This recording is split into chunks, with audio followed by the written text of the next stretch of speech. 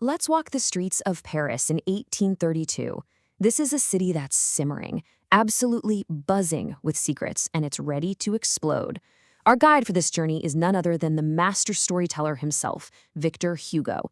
And trust me, this isn't going to be some dry history lesson. He's going to show us the very anatomy of a rebellion, a human drama that's building and building to its inevitable, bloody climax.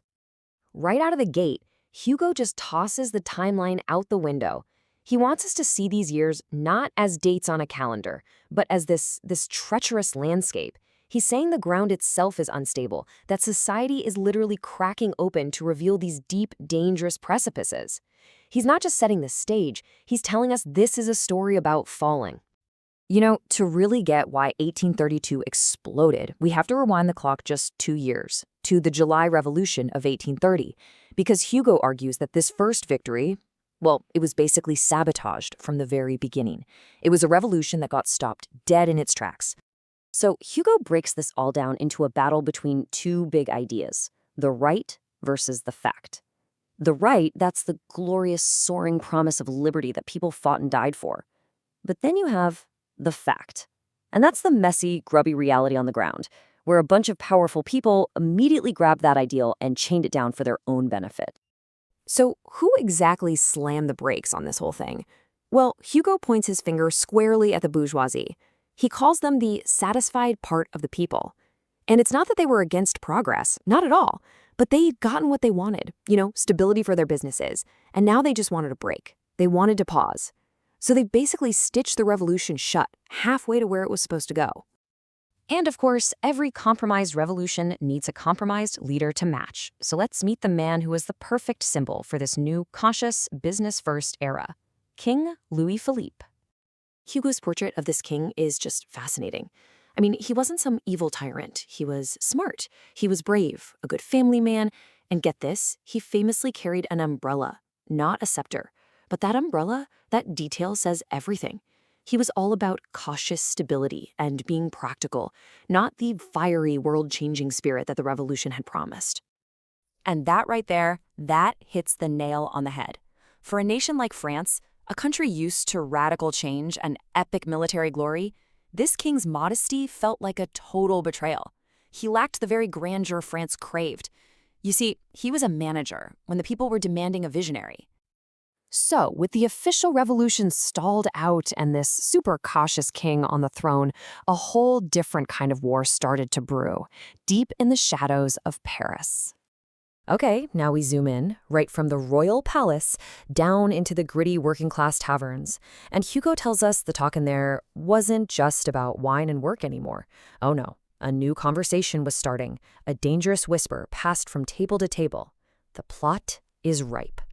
The city was secretly arming itself for round 2. And this is what makes Hugo's storytelling so incredible, right? He doesn't just tell you people were plotting, he shows you the physical evidence. A carpenter finds this little torn scrap of paper at a construction site, a cryptic list of weapons and men, and suddenly the threat isn't some abstract idea anymore. It feels immediate, it feels tangible. This wasn't just a bunch of random angry guys. This was organized. They found this coded message, which was later deciphered to reveal a date, and it proves it. There was a secret, disciplined network operating right under the government's nose. So this secret war was way more than just whispers and coded notes. It was a network, spreading like roots under the cobblestones, turning the whole city of Paris into one giant powder keg, just waiting for a spark. I mean, just listen to the names of these revolutionary cells. The alarm cannon, the pikes, forward march. These don't sound like your local political debating clubs, do they? They sound like declarations of war. These names tell you everything you need to know about what they had in mind. And here is the absolutely staggering scale of the threat. A government report from that time claimed that a jaw-dropping 200,000 cartridges, we're talking bullets and gunpowder, had been secretly passed around the working-class neighborhoods of Paris.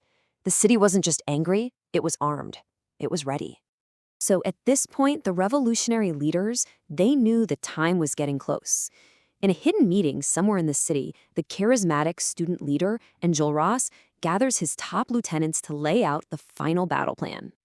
And right here, you see this isn't random. It's a highly coordinated, citywide plan. Enjolras is acting like a general, dispatching his officers to every corner of Paris. Each one has a specific mission. Go rally the students, get the workers moving, inspire the artists. They're trying to light fuses in every part of the city all at once. But, and this is just pure classic Hugo, he never lets you forget the human element, the ridiculous, tragic mix of high ideals and total personal failure. The cynic Grantaire is given this vital mission to go inspire people, and where does Enjolras find him an hour later? Not rallying the crowds, oh no, he's completely lost in a game of dominoes. It's this moment of dark humor that just shows you how fragile this whole grand plan really is. And that is the incredible cliffhanger where Hugo leaves us. He has masterfully laid out every single piece of an inevitable explosion. We've seen the historical frustration, the secret preparations, the grand strategies, and the human flaws. He makes us understand that the 1832 rebellion wasn't some kind of accident. It was a destiny just waiting to happen. The only question left was who would light the match.